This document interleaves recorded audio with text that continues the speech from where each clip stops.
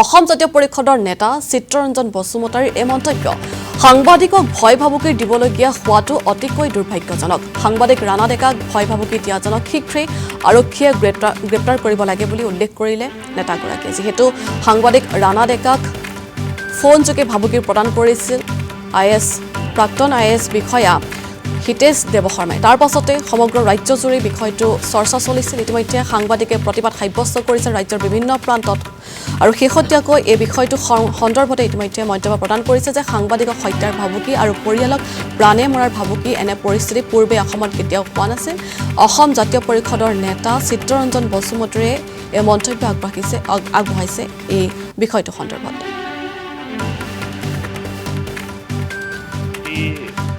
মানে ঘৃণনীয় যিটো সাংবাদিকৰ ওপৰত তেনেকুৱা হত্যাৰ ভাবুকি বা সাংবাদিকৰ পৰিয়ালক মানে তেনেকুৱা হঠাতে নাইকিয়া কৰি দিয়া বা শিশুসকলকো মানে এনেকুৱা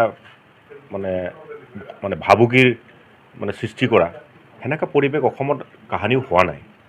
আৰু আমি জানো যে ৰাণা ডেকা বিশেষকৈ খুব নিষ্ঠাৱান এটা সংবাদকৰ্মীৰ কাম কৰি আহিছে বহুত দিনৰ পৰা।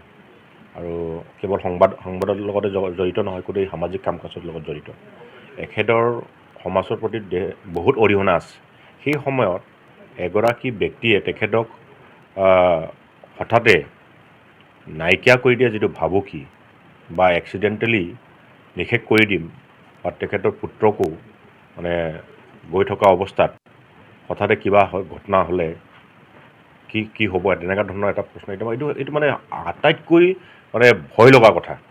যিটো সময়ত সাংবাদিক হ'লে মুক্ত মনেৰে সমাজৰ কাৰণে সেৱা আগবঢ়াব লাগে, সংবাদ বিলাব লাগে, সেই সময়ত নিজে মানে সাংবাদিকৰ ওপৰত এতিয়া তেনেকুৱা মানে ভয় ভাবুকি সৃষ্টি কৰা তেনেকুৱা যিটো পৰিৱেশ সন্মুখীন হ'বলগীয়া হৈছে সেইটো আটাইতকৈ দুৰ্ভাগ্যজনক।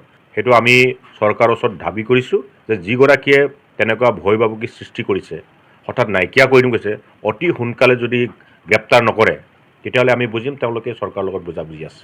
কাৰণ তেনেকুৱা ঘটনা পৰিঘটনা কিছুমান আমি দেখি আছোঁ যে তেনেকুৱা ব্যক্তিবিলাকক অতি সোনকালে গ্ৰেপ্তাৰ কৰি কঠোৰতম শাস্তি প্ৰদান কৰিব লাগে। নহ'লে সংবাদ সেৱা ধৰণে এটা মানে কাম সেইটো কৰিবলৈ মানুহে আগবাঢ়ি নাহিব। সমাজৰ কাৰণে তেতিয়া মানে বেয়া নিকাচিৰ ঘটনাৰ লগত জড়িত।